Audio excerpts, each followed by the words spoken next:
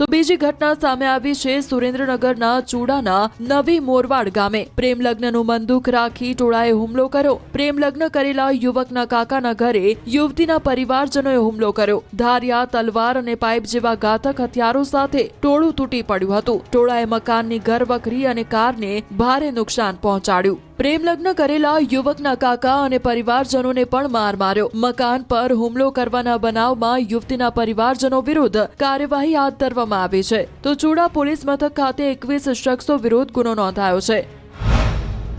ત્રીજી ઘટના સામે આવી ગીર સોમનાથમાં ઉનામાં બે પરિવાર વચ્ચે બબાલ થઈ। બંને પરિવાર વચ્ચે વિવાદ સર્જાયા બાદ મારામારીની ઘટના બની। બંને પક્ષોના બે લોકો ઘાયલ થતા હાલ હોસ્પિટલમાં સારવાર હેઠળ છે। મારામારીની ઘટનાનો વિડીયો વાયરલ થયો છે।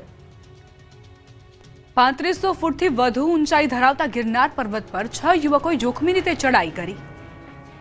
ગરવાગઢ ગિરનાર પર્વત પર યુવાઓની જીવલેણ ગેલછાનો એક વિડીયો સોશિયલ મીડિયામાં વાયરલ થયો। 6 યુવાન સુરક્ષિત પગથિયાવાળા માર્ગને બદલે શોર્ટકટ અપનાવીને સીધા ડુંગરના ઢોળાવ પર જીવના જોખમે ચડતા જોવા મળ્યા। આ જોખમી કૃત્ય કરનાર કોઈનો પણ પગ લપસ્યો હોત તો મોત મળત। ઢોળાવવાળો અને લપસનો પહાડી માર્ગ અત્યંત જોખમી હોવા છતાં યુવાનોએ સોશિયલ મીડિયાની ગેલછામાં આ સાહસ કર્યું હતું।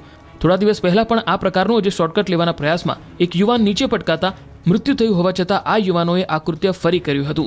સોશિયલ મીડિયામાં યુવાનો ગિરનારના ઢોળાવાળા રસ્તે પર્વત ચડી રહ્યા હોવાના વિડીયોએ અનેક ગંભીર સવાલ ઊભા કર્યા છે।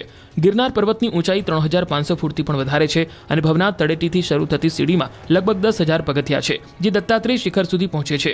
પગથિયા સિવાયનો પહાડી માર્ગ અત્યંત ઢોળાવવાળો, લપસણો અને ઝાડ પાંદડથી ભરપૂર હોવાથી અકસ્માતની સંભાવના ઘણી વધારે છે। ત્યારે આ વાયરલ વિડીયોમાં દેખાતા આ દ્રશ્યો માત્ર સાહસ નથી પણ જીવનું જોખમ છે। જો આમાં કોઈ આકસ્મિક ઘટના બને તો તેની જવાબદારી કોની રહેશે?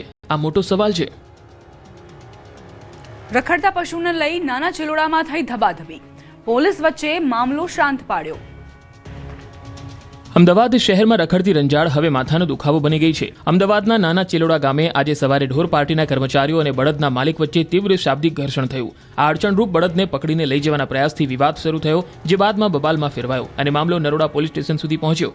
મનપાની ઢોર પાર્ટીની ટીમ નાના ચિલોડાના મુખ્ય રસ્તા પર રખડતા પશુઓને પકડવા માટે પહોંચી। આ દરમિયાન એક બળદ રસ્તા પર અડચણરૂપ બનતું હોવાથી ટીમે તેને પકડીને ટ્રકમાં ચડાવવાનો પ્રયાસ કર્યો। બળદના માલિકે વિરોધ કર્યો અને કહ્યું પશુ તેમનું છે અને તેને લઈ જવા દેવામાં નહીં આવે। બંને પક્ષ વચ્ચે શાબ્દિક બોલાચાલી શરૂ થઈ, જે ઝડપથી ગરમાઈ। વિવાદ વધતા માલિકની પત્ની પણ ઘટના સ્થળે પહોંચી અને ઢોર પાર્ટીની ગાડીમાં બેસીને પશુને છોડાવવાનો પ્રયાસ કર્યો। તેમણે આરોપ લગાવ્યો કે ટીમ બળજબરી